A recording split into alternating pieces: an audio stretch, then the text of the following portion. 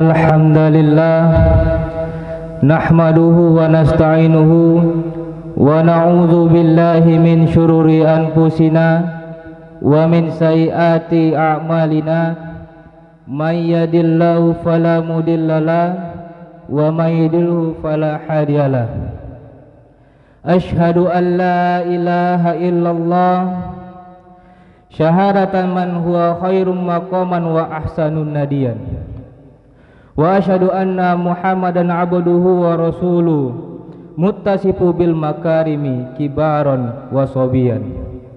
Allahumma fassallim wa sallim ala sayyidina Muhammadin kana sadiqil wa'di wa kana rasulan nabiyan wa ala alihi wa sahbihi allazi yuhsinu islamahum lam yaf'alu say'an fariyan. Amma ba'du, faya ayyuhal hadirun rahimakumullah, usini nafsi wa iyyakum bitaqwallahi faqad fazal muttaqun. Qala Allah ta'ala a'udzu billahi minasy syaithanir rajim, bismillahirrahmanirrahim. Ya ayyuhalladzina amanu taqullaha haqqa tuqatih wa la tamutunna illa wa antum muslimun. Wa qala fi ayatil ukhra a'udzu billahi minasy syaithanir rajim, bismillahirrahmanirrahim. Wasari'u ila maghfiratin min rabbikum wa jannatin arduhas samawati wal ard wa iddat lil muttaqin. Shadaqallahul azim. Alhamdulillahi rabbil alamin. Puji syukur atas kehadiran Allah subhanahu wa ta'ala, yang mana Allah subhanahu wa ta'ala telah memberikan kita rahmat dan hidayahnya sehingga kita dapat berkumpul melaksanakan ibadah Jumat di masjid yang kita cintai ini. Salawat dan salam tak lupa kita curahkan ke arwah junjungan alam Nabi kita Muhammad sallallahu alaihi wasallam dengan melapaskan Allahumma sholli ala sayyidina Muhammad wa ala ali sayyidina Muhammad. Assalamualaikum ya Rasulullah. Hadirin jamaah Jumat rahimakumullah, khatib tak bosan-bosannya mengajak kita semua, terkhusus diri khatib sendiri, untuk selalu meningkatkan keimanan dan ketakwaan kita kepada Allah subhanahu wa ta'ala. Dengan cara apa? Dengan cara menjalankan segala perintahnya dan menjauhi segala larangannya.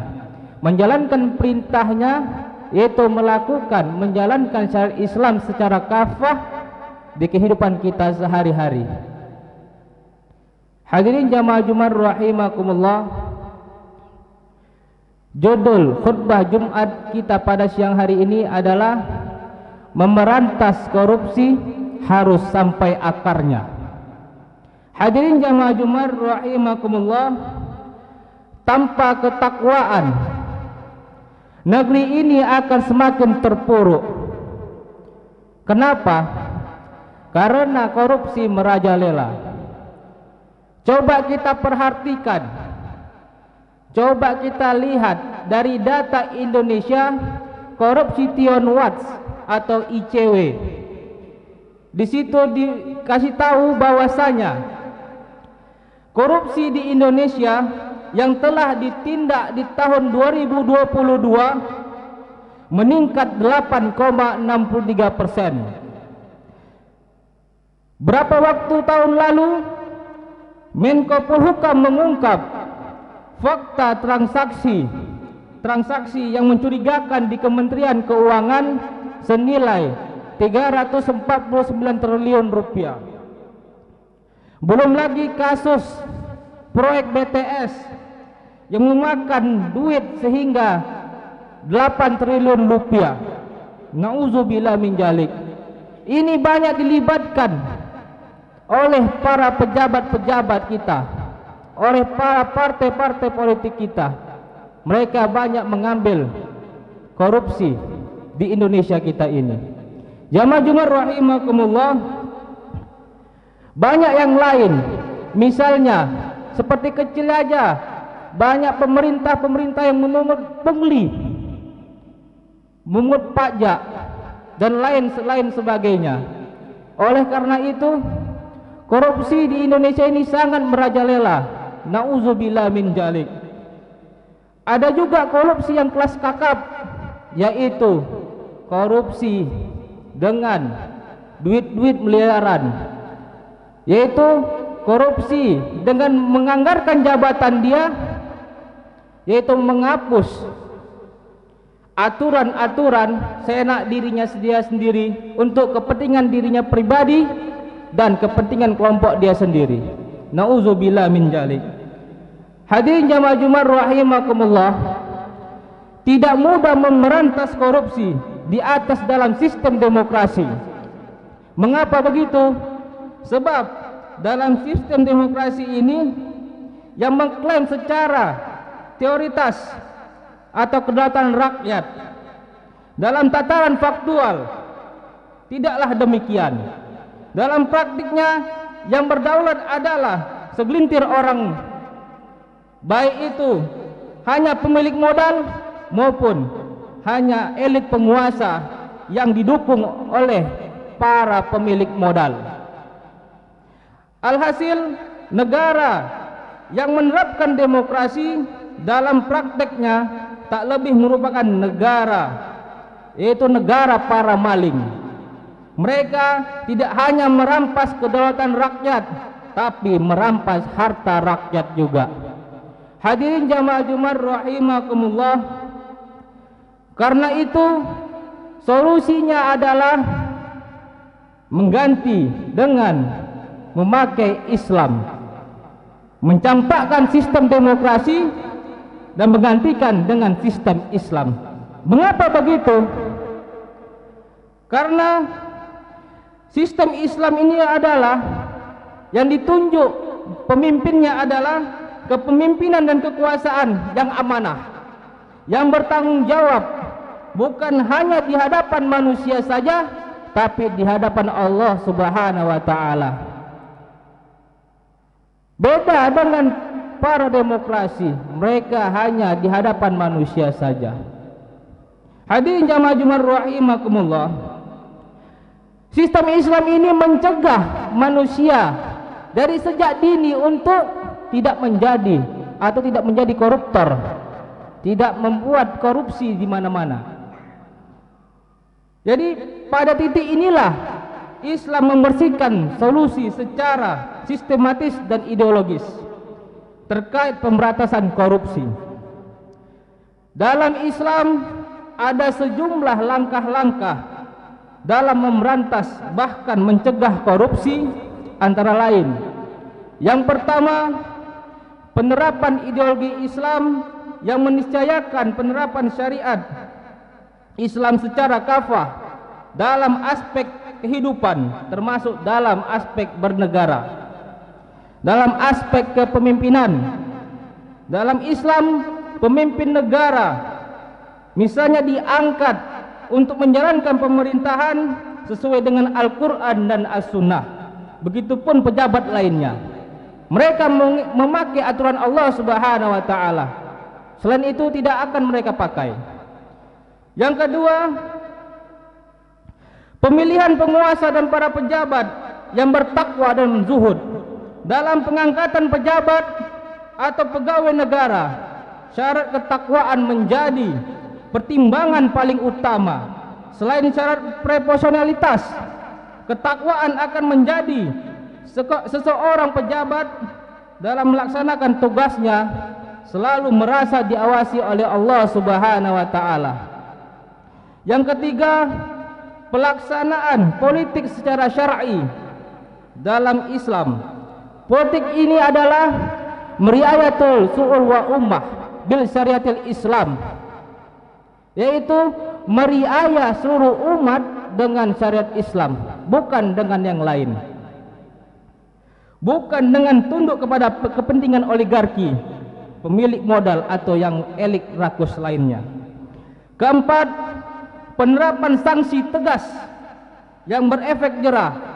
Dalam Islam, hukuman tegas tersebut bisa dalam bentuk publikasi atau peringatan, atau juga penyitaan harta benda, pengasingan diri, atau cambuk, ataupun hukuman mati bagi yang telah berbuat salah. Hadirin jamaah Jumat rahimakumullah, dalam Islam, keimanan dan ketakwaan penguasa dan para pejabat tentu penting, namun sistem yang menjaga mereka agar tidak melenceng, tidak jauh. Jadi hadirin rahimakumullah, seperti contohnya sahabat Muaz bin Jabal, ketika beliau diutus oleh Rasulullah sallallahu alaihi wasallam ke Yaman, beliau itu dipanggil kembali oleh Rasulullah sallallahu alaihi wasallam. Rasulullah sallallahu alaihi wasallam beliau menyuruh seseorang untuk memanggil Muaz bin Jabal. Lalu beliau berkata, "Tahukah kamu mengapa aku mengirim orang untuk menyusul dirimu? Janganlah kamu mengambil suatu tanpa izinku, karena hal itu adalah hulul atau khianat. Siapa saja yang berbuat hulul, pada hari kiamat ia akan datang membawa apa saja yang ia khianati. Karena inilah aku memanggil dirimu. Sekarang pergilah untuk melakukan tugasmu." Hadis riwayat At-Tirmizi. Hadirin jamaah Jumat rahimakumullah, rakyat itu butuh keteladanan pemimpin. Rasulullah sallallahu alaihi wasallam ketika beliau memegang sebanyak harta, beliau tetap sederhana. Beliau tidur beralaskan tikar kasar sampai badan beliau pun berbekas-bekas. Begitupun ketika Rasulullah sallallahu alaihi wasallam wafat, digantikan oleh Khalifah Abu Bakar As-Siddiq. Begitu juga Khalifah Abu Bakar As-Siddiq ini cuman hanya mengambil sebagian harta di Baitul Mal. Untuk apa? Untuk kehidupan dia sehari-hari, cuman sebagian saja, bukan seluruhnya. Begitu juga ketika Abu Bakar As-Siddiq digantikan oleh Khalifah Umar bin Khattab. Khalifah Umar bin Khattab ini hidupnya sangat sederhana. Sampai suatu ketika beliau menanyakan kepada sahabat beliau, Salman Al-Farisi. Beliau mengatakan, "Masih adakah yang kurang dari diriku ya Salman?" Salman tidak mau menjawabnya. Lalu Umar bin Khattab memaksa dan mendesak Salman Al-Farisi untuk mengatakannya, "Ya wahai Amirul Mukminin, banyak masyarakat yang mencaci maki engkau. Banyak masyarakat yang," beliau mengatakan, "engkau memakan pakai 2 lauk." Lalu Umar ibnu Khattab besoknya tidak memakan pakai 2 lauk. Beliau memakan dengan 1 lauk saja. Hadirin jamaah Jumat rahimakumullah, jadi penerapan syariat Islam ini harus kita terapkan secara totalitas, harus efektif kita terapkan di kehidupan kita sehari-hari. Supaya apa? Dengan cara inilah insya Allah korupsi tidak akan terjadi. Jadi dengan syariat Islam, insya Allah kalau kita terapkan di kehidupan kita sehari-hari, kita akan hidup tentram dan kita akan hidup aman sampai akhirat kelak. Amin amin ya rabbal alamin. Barakallahu li wa lakum fil Qur'anil azim wa nafa'ani wa iyyakum bima fihi minal ayati wa zikril hakim wa taqabbalallahu minna wa minkum tilawatahu wa innahu huwa ghafurur rahim.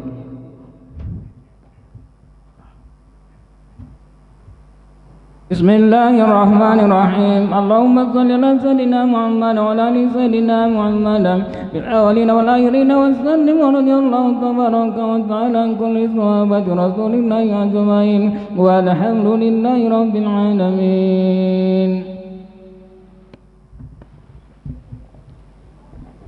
Alhamdulillahi rabbil alamin, wa bihi nasta'in ala umuri dunya waddin, wassalatu wassalamu ala ashrafil anbiya'i wal mursalin wa ala alihi wa sahbihi rasulillahi ajma'in. Asyhadu an la ilaha illallah wahdahu la syarikalah, wa asyhadu anna Muhammadan abduhu wa rasuluh la nabiyya ba'dah. Allahumma sholli ala sayyidina Muhammad wa ala ali sayyidina Muhammad. Amma ba'du. Fa ya ayyuhan nas ittaqullaha haqqa tuqatih wa la tamutunna illa wa antum muslimun. Qala Allah ta'ala, a'udzu billahi minasy syaithanir rajim. Bismillahirrahmanirrahim. Innallaha wa malaikatahu yusholluna 'alan nabi. Ya ayyuhalladzina amanu sallu 'alaihi wa sallimu taslima. Allahumma shalli ala sayyidina Muhammad wa ala ali sayyidina Muhammad kama shallaita ala sayyidina Ibrahim wa ala ali sayyidina Ibrahim wa barik ala sayyidina Muhammad wa ala ali sayyidina Muhammad kama barakta ala sayyidina Ibrahim wa ala ali sayyidina Ibrahim fil alamin innaka Hamidum Majid. Allahumma ghafir lil muslimina wal muslimat wal mu'minina wal mu'minat al ahya'i minhum wal amwat bi rahmatika ya arhamar rahimin. Allahumma inna nas'aluka salamatan fid din wa afiyatan fil jasadina wa ziyadatan fil ilmina wa barakatan fi rizqina wa taubatan qablal maut wa rahmatan indal maut wa maghfiratan ba'dal maut. Allahumma hawwin alaina fi syakratil maut wan najata minan nari wal afwa indal hisab.